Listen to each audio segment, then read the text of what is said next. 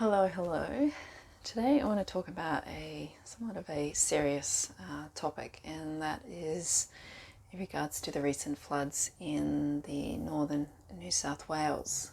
And I'm sure some of you are aware it's an area of Australia where the largest rainforest in the world once actually resided, and it wasn't just that area, it actually extended all the way up to where I live, all the way up past there, up to the top of Australia, and it went much further south than the northern New South Wales as well. And as I'm sure you're aware, that when you clear landscapes like that, and then environmental destruction or environmental events happen, especially when it comes to things like rain, storms, and then the land is not able to deal with such, rainfall as it normally would should the rainforest actually still reside there. I'm not going to go into about whether, this storm was, created by man or created by something else. It's not really necessary, I don't think, in this moment for what I'm going to share here. And yes, I'm aware that obviously the environmental movement has been hijacked. We don't really need to go into that too much in this vlog here. But, if you really have to, I'm sure you can leave some comments in the comment section down below if you want to discuss that further.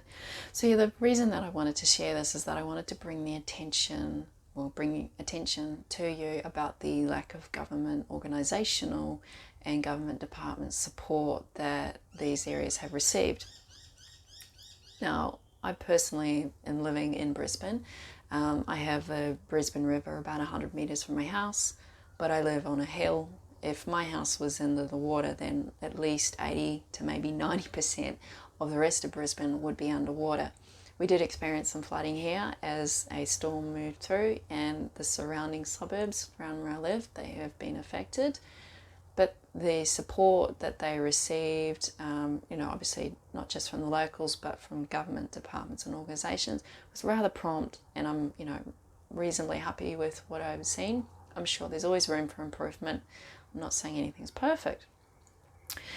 But in the northern New South Wales, when we're talking about the northern rivers, places like Mullumbimby, and then also, places a bit further down to Lake Lismore, they being the locals have actually had to organise a lot of supplies and do a lot of the cleanup process themselves, while I've got friends who have been filming military officers standing on the side of the road with camera equipment waiting for a photographer or videographer to come and do photo shoots to present themselves as assisting and helping with, the cleanup and the organisation of supplies when they're not.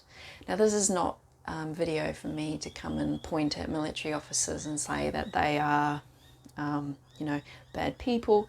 They're just following orders. And if anyone that's ever done military service or has known someone that does military service, then you'll understand a lot more about why that's really important for me to mention. There's limited autonomy, as I guess is what I could say when you're a military officer. And so there's also stories that I'm hearing about people that actually do work for government organisations and departments that would normally assist during a disaster relief, like a storm, like a flood, and they are waiting for the phone calls, or the emails, basically the direction to go out and to start providing supplies or organising the community to help with the cleanup. But they've been saying that they have received no orders. They're like, why are we not getting these phone calls? Why are we not getting directions? Like, we're sitting here, we're waiting, we're ready to go, but no one's giving us direction about helping these people. And obviously there's the really sad stories about there's been a lot of deaths and they're not being reported. I don't want to throw any numbers out there because I don't have enough, I guess you could say, statistics to really put a number on them. But from what the locals are saying, doesn't really matter about some kind of flu that's been going on or whatever for the last couple of years, because the death rate that they experienced within that week of the flood, and they're still uncovering the bodies, far exceeds any other week of this flu thing that people are talking about. That's so. Anyway, I'm kind of digressing when I say that, but yeah, you know, my condolences out to those that have had a family member or a friend or someone in their community that's passed on from this, and that it's not being discussed and it's not being talked about, and that the government has not declared it as a natural disaster in the sense of a emergency, you know. Anyway, like, you know, obviously we could hypothesize about the reasons, you know, due to political, health, consciousness, but, you know, that's not really helpful in this vlog either. I'm sure many of you that know that people that live there, you will understand what I mean when I'm talking about the political, health and consciousness reasons as to why potentially government is not providing the support, and that the locals are having to do this all themselves pretty much.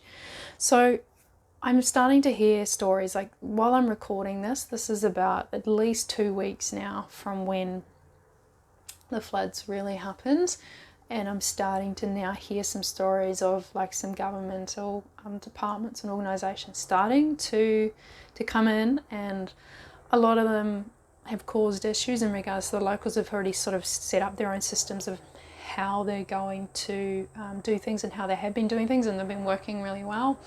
But obviously there's been some disruption now that then the organisations of the government and whatnot have come in and just tried to obviously take over everything, and they don't necessarily always know what's best for each individual community, and the reasons for that I'm not going to go into obviously here.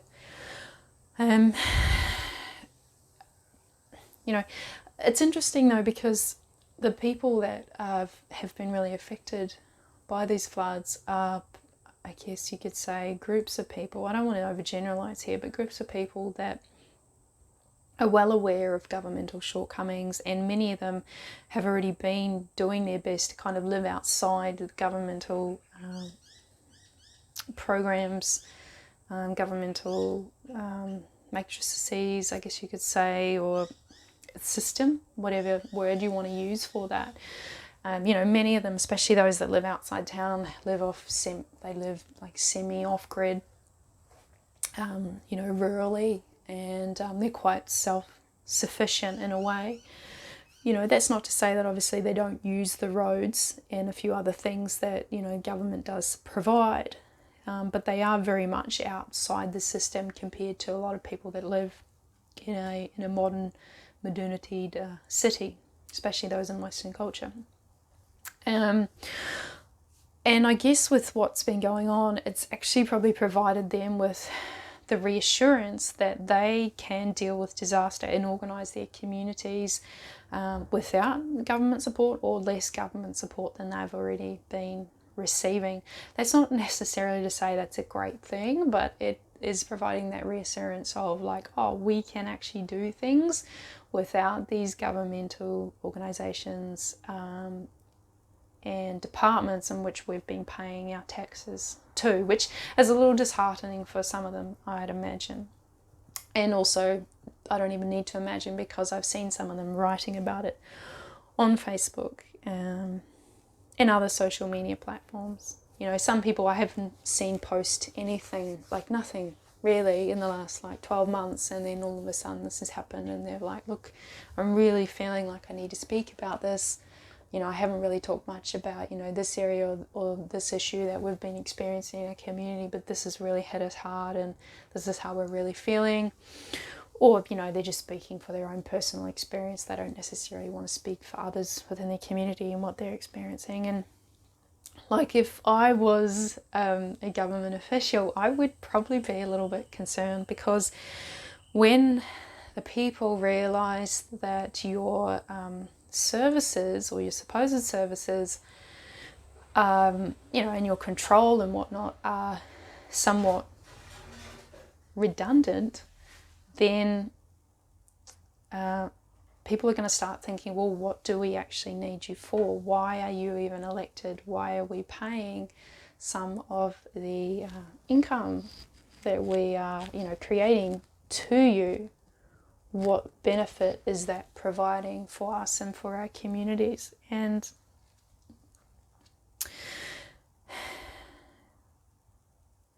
yeah, it's just going to be very interesting to see how this all kind of unfolds further. There's a lot more I could go into. There's a lot of things happening behind the scenes, and they have been happening behind the scenes for a number of years.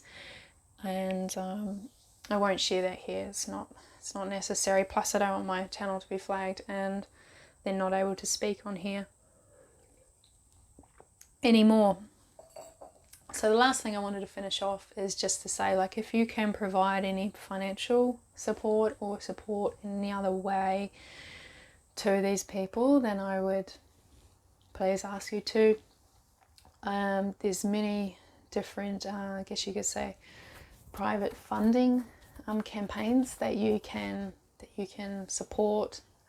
If it's in regards to financial support, they need lots of people. Like now in this part of the process, they probably really need people with a lot of psychological, mental and emotional skills in regards to healing modalities, psychology, all of those sort of things, community assistance in that regard. So especially if any of you are well rehearsed in those areas, then please reach out to them and say, look, I want to help. How can I help you?